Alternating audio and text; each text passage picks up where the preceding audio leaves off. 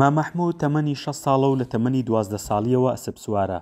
لە مەیانەکانی ئەسپ سواری و ڕمبازێن بەشداری دەکات و وە خۆی دەڵێ حەزێکی منداڵیەتی.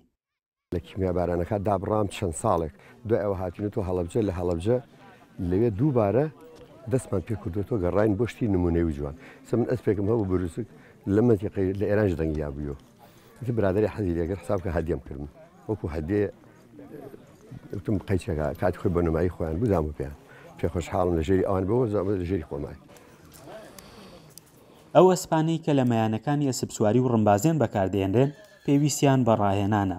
هاوڵاتیەک ناوەندێکی ڕاهێنانی ئەسپ سواری لە گوندی ئیمامی زامن کردەوە تا ئەسپەکان ئامادە بکات بۆ مەیانەکان.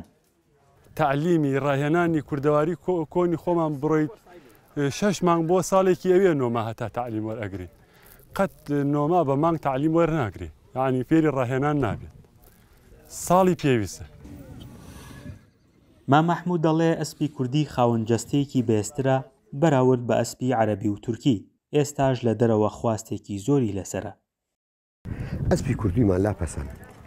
زیاتر ئەو ئەجەتەی کێشین لەگەڵیا لەگەڵ ئەسپە کوردیەکانی کێشن لەبەرەوە نەک شتێ بێ ئەمە بڵێ کەلتوری خۆیانە، شتێک عالەمیە. ئەسپی کوردی شۆرەتێکی تایبەتیە، بەدەنێکی تایبەتی هەیە، کار و پیشەیەکی تایبەتی پێسپێرێ. ئەسپی کوردی هەموو شتەکان نەجاحەتی هەیەناوە. ئەسپەکان دوای بەستنی ڕەشوە و زینە لێیان سینەبەندیان لێ دەبەسترێت تا سەریان زۆر بەرز نەکەنەوە، پاشان لە غاویان لێ دەبەسترێت بۆ کۆنتڕۆڵکردنی ئەسپەکە لە کاتی سواریدا. کە بتوێ سواری بکەیت لە ماڵۆ ڕەشۆ هەیە، ئەم ڕەشۆیە خەیتە سەر یەکەم جار، یەنیتی جوان پاکەکەیت و ئەم ئەسپە زینەکەی لەکەی، قاشاوی جوان زینەکەی لەکەی، تەنگۆشتی مەزبوطەکەیت و ئەمانە، یەنیتی ئەم سینەبەنە هەم بۆ جوانیش و هەم زۆر سەری بەرز ناکاتەوە سینەبەنی پێڵێ. ئەمەش لە غاوەکە دوای هەمووی لە غاوەکەی شەکەیت سەری.